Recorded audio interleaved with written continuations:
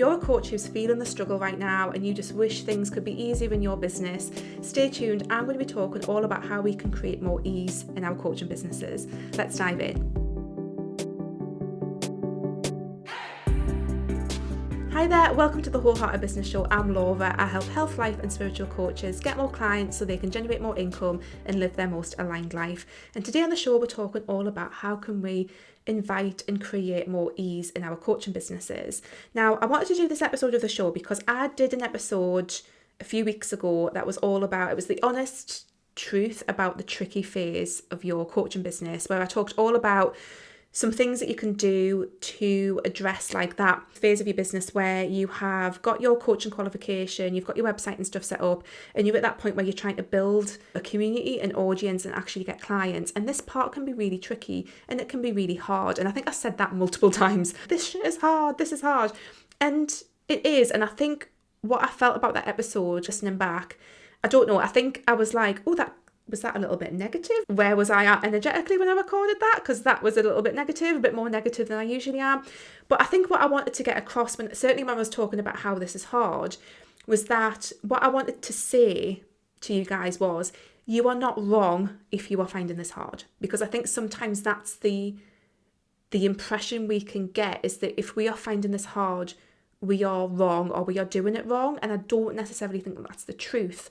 So I wanted to talk a bit about the kind of flip side of all of that is, how can we create more ease in our businesses? How can we actually shift how we view things? If we are feeling the struggle, if we are feeling the hardness, if it does feel like we're pushing shit up a hill all the time, how can we actually shift things internally and externally so that we can enjoy more ease in our businesses? Because I feel like that was a part of the puzzle that I probably left out of that episode. And I mean, I did talk about in that episode how I really believe that we can accelerate the process. I talked about how Wholehearted Business, my 6-month group program, really helps people in that tricky phase of business. It really helps them shift things and actually have a strategy and know what it is that they need to do to get clients and to market themselves, not just in this phase, but for the future as well, to really lay those foundations for their business. But I really wanted to talk about more, and you'll see as we go on to this episode, just more, how can we just have more ease and how can we just invite that in? Because sometimes we are masters at making it more difficult for ourselves, and put my hand up, I've absolutely been there multiple times. So how can we make things easier for ourselves, and how can we invite more ease in if we are finding things a bit of a struggle? So I think the first thing that we can do is just to ask ourselves, like, in what ways am I making this harder than it needs to be? So when you hit upon a place in your business that feels full of struggle and full of sticky energy, perhaps it's just about asking yourself, okay, am I making this harder than it actually needs to be? Like, how am I overcomplicating this? How am I making this more difficult? What's going on? Can I simplify things here? There's lots of different things that come into this, but it can be really useful just to look at those particular areas of business and think, yeah, how am I making this more hard? And sometimes it is about, am I trying to show up on too many platforms in my marketing? Am I creating too much content? It's just overwhelming. There's lots of different facets to this, depending on the bits that feel hard. But often just that question, I think, like, how am I making this harder for myself? Does it have to be this way? Am I doing things in a certain way because I feel like that's how it has to be done, when actually the reality is that's not the case?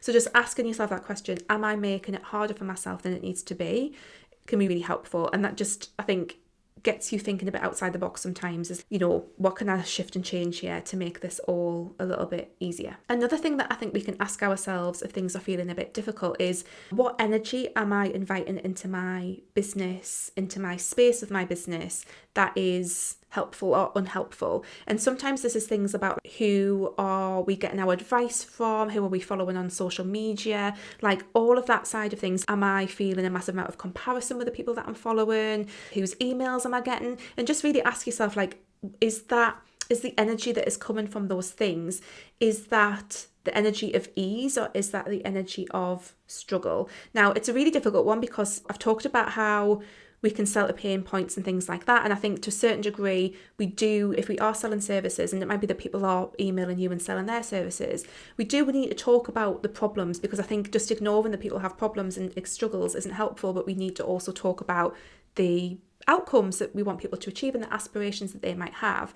But it's just interesting, I think, to look at the energy and the voices that you've got that are contributing to how you might be feeling about things, and your viewpoint on things can be really interesting.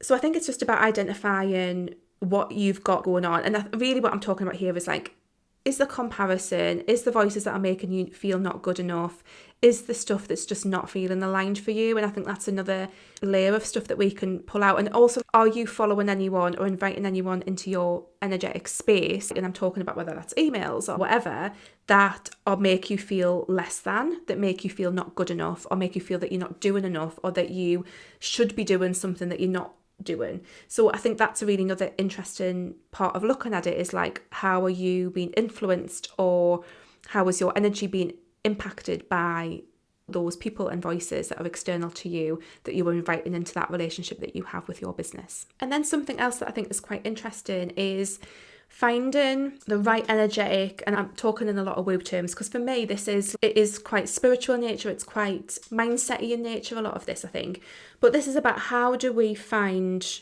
the right kind of energetic alignment with our goals so that they feel expansive but not crushing. Now I'm going to give my own example from this because I think this is where I've personally found myself before, is that I would love to make more money in my business. I think everyone would love to make more money in the business. I think that's just the natural place that we want to expand to.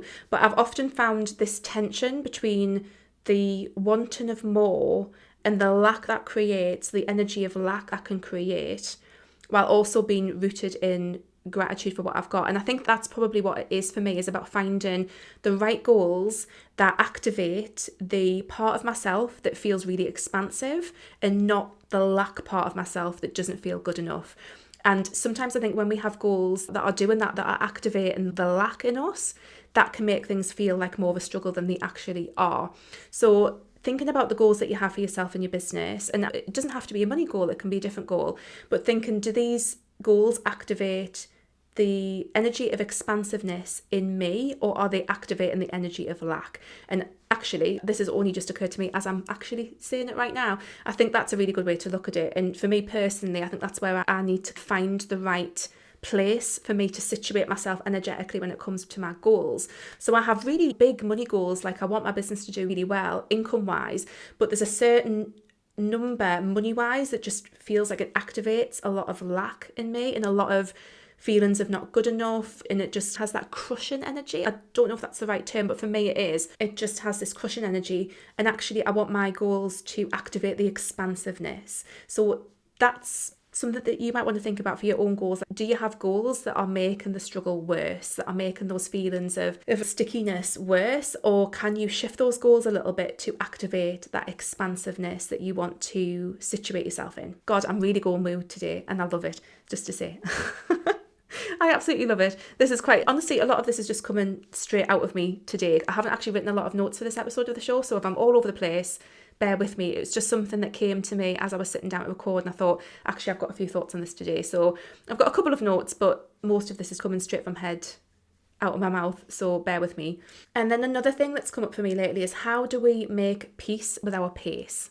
So in terms of the pace of our results, the pace of our progress, the pace of our business journey, how do we make peace with where we are at in terms of, and again, in that episode that I referred to earlier on about the honest truth about that tricky part of business, I talked a little bit in that episode about how things take time, and that's normal, actually. And that also other coaches who may seem to get results much more quickly, the unicorn coaches as I called them, may have a completely different set of access to resources, different caring responsibilities, a whole other situation going on. And I think this is the thing about making peace with your pace, because you will have a unique set of circumstances in your life and in your business in terms of your, like, all of your access to these things, access to resources, social capital, or your care responsibilities, your financial resources, all of that kind of stuff that is going to impact your pace. And I think part of what makes it feel like a struggle is thinking that we should be somewhere that we are not yet, and feeling that we've done something wrong or that we're not doing the right things because of that. And I feel like when we make peace with our pace, that really helps to, again, neutralise some of that struggle feeling, some of that sticky energy, and actually creates more ease. So Another thing to consider is how can you make peace with your pace and actually just be okay with the pace of growth that you have. Now, it's not to say that you shouldn't want things to happen more quickly, but I feel like there's something there around how we can energetically engage with that on a more easeful basis that is going to not create that kind of struggle feeling. And then something else I feel that is interesting in this whole conversation around ease is our relationship with our businesses and how our businesses can show up for us. Now, for me, this is such an important thing, and I really think that one of my core things around business and around Wholeheartedly Laura as a brand is around how can we have our businesses show up for us, and not just in the financial sense, but in all the other multi-dimensional ways. And something that's been coming through for me recently is this kind of concept of multi-dimensional abundance, and that abundance is not just money. And obviously money is important, and again, I was talking about my goals there and stuff, like money is important. It's important to me. It's important for me to thrive, my family to thrive, my community to thrive, my business to thrive. Like, money is amazing. So this is not about a negative money mindset, but I think it's about there's recognizing that there is a multi-dimensional view of abundance, and our businesses can support that and support us in a multitude of ways that is not just financial. In the early days, it might be that perhaps part of the struggle is feeling like you're putting a lot of work into your business and not getting anything out. So maybe it's about looking at, okay, so what are the little ways that your business is giving something back to you? Maybe it's providing a creative outlet, and actually that's the way that your business gets to show up for you in the early days. Maybe it's about how it helps you feel that you're making an impact in the world and that you're making a change in the world. Maybe it's that it provides a vehicle for your own personal development and your own personal journey. It's looking at it from all these different angles. And I think, again, that really helps with this whole feeling of struggle, and actually brings in a lot of ease, because you start to say, okay, so how can my business really be supportive? And actually, sometimes it's just some little tweaks that you can do. And obviously, I'm at the point with my business that my business gives me so much back, not just in terms of the financial abundance that I get from it, but also from the lifestyle that I've been able to create as a result of developing and growing this business over the last 10 years. I think thinking of it in that way can be really useful when it comes to that ease. And actually, is this something that your business can be doing to create more ease in your life, not just in the business itself? So for example, for me, it's things like I just work about 20 to 25 hours a week. That is so easeful. That just feels so good to me on so many levels, and that really helps focusing on that. Sometimes when other areas feel a bit sticky and a bit struggly, it's a word that I've made up, struggly, reminding myself of the businesses still providing for me and still showing up for me in these other ways can be really helpful. And then next up is, how can we simplify things? Sometimes when we feel a lot of struggle and we want to invite that ease in, simplifying stuff and actually stripping stuff right back can be a really positive thing to do. Now, simplification in my business is something that I've always struggled with. And I think a good question to ask yourself if you struggle with simplifying things is, what's the fear behind the idea of simplifying? So for me, simplification in my business often looks like closing down programs or retiring programs and stopping doing things, basically. And what the kind of a part of my brain says is that, oh, if you stop doing that, that's going to be less money, that's going to be less routes for money to find you. It's all that kind of fear-based stuff. So simplifying, and also if you have any resistance to that simplifying, to ask yourself what the fear is, I think is another good thing that you can do to invite more ease, because a lot of us are probably doing more than we actually need to do to get results in our business. And some of those extra things might be there because they are a creative outlet and because they bring you joy, and that's absolutely fine. But there's probably also things that you can simplify. So very recently, I decided to no longer do design and branding kind of work. So not always, for the last kind of 5-6 years, I've done brand design and web design for coaches, and I've absolutely loved this work. It's always felt like the most wonderful creative outlet for me. I've got a art and design background. It's always felt really aligned and like another really lovely string to my bow. But recently it started to feel, although I absolutely adore working with my clients, that's always the case, I love working with my clients, the nature of the work, like the tech element of the work and stuff potentially going wrong in the future that I have no control over when I'm originally designing someone's site, has become a struggle and heavier and not the energy that I want in my business. So making the decision to retire that, and at first I was like, oh, I'll just retire it for the rest of the year. And then I just decided, actually, no, I'm just going to retire it. I can bring it back if I want to bring it back, but I'm retiring it. And that's has traditionally been quite a large source of income for me, actually, in my business. But I was just like, actually, no, the energy that is bringing in is no longer aligned anymore for me. I get creative in other ways. I can enjoy that creativity in other ways. In fact, I'm working on my own rebrand, which is so exciting. I might talk about that at some point because I am so excited about the next iteration of Wholeheartedly Laura that's coming through right now. It is really exciting, so I'll talk about that at some point. But I think inviting that simplicity in and looking at what it is that you're doing, it goes back to that first point that I made about how are we making it harder for ourselves than it needs to be? How can we take something out of the equation? What is it that we're doing that makes it hard? Where the shoulds coming up for us is really helpful. And also I think another part of this perhaps is when we are feeling like there's things that we have to do in business because that's the way that they are done, that can create a lot of struggle as well. And I think removing that can shift things and generate more ease, because ultimately there are so many different ways of building a business these days. There's lots of different things that you can be doing, and there's enough choice there that you can find something that is going to feel aligned to you and that is going to feel easeful. And that's not to say that it's never not going to feel hard. And I feel like I would be disingenuous to say that it isn't sometimes hard. And honestly, I think anyone who says that they don't have difficult spots in business is full of shit, basically, because I think it is part of the process of putting yourself out there and doing something like this. Things are not always going to be perfect. Things are not always going to go your way all of the time. That's life and that's okay. But actually there's a whole lot of stuff that we can do to bring that ease in and to focus on that ease and to focus on that energy that feels good and doesn't have that struggle quality to it. I feel like there's a lot of things that we can do.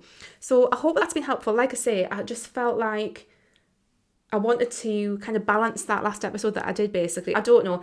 I don't think it was terribly negative, but I just feel like there was something missing from it. And I feel like this is the counterbalance to that. So if you did listen to that one, I really hope that you're listening to this one. If you didn't listen to that one, do go back and listen. I think there's some of the advice that I was talking about there for that particular phase of business. Things like not procrasti branding or procrasti course creation, and just understanding that it's going to take time and being okay with that. Those kind of things. I wanted people to feel like if you are finding this hard, you are not the problem, you are not wrong because other people are saying that it shouldn't be hard. But like I say, hopefully this has given you lots of ideas about how you can bring more ease into the equation and neutralise some of that struggle a little bit as well. So I hope that's been helpful. As always, just to mention as well, obviously I did mention in that other episode, I've got Wholehearted Business, my 6-month group programme, very specifically designed for you guys who are at that stage of business where you have done your qualification, you have got your website, and now you are ready to get clients and to get your marketing sorted. Or perhaps you've been in that phase for a little while and nothing's really moving for you, and maybe you are feeling the struggle and maybe things are feeling hard, and that's okay. That's normal, but there are ways that you can invite more ease in. Hopefully this episode's been useful. But also Wholehearted Business, what that gives you is it gives you a kind of basically like a roadmap, a blueprint, if you like, in terms of creating a foundation for your business that is sustainable, that is actually going to get results and that is doable, and that's also got the word I'm looking for. It's bespoke to you. Yes, it's a blueprint, so there's a certain route that's laid out, but actually there's lots of different ways that you can engage with that blueprint that is going to make it very individualized to your business. Another thing that Wholehearted Business provides is a lot of support and community.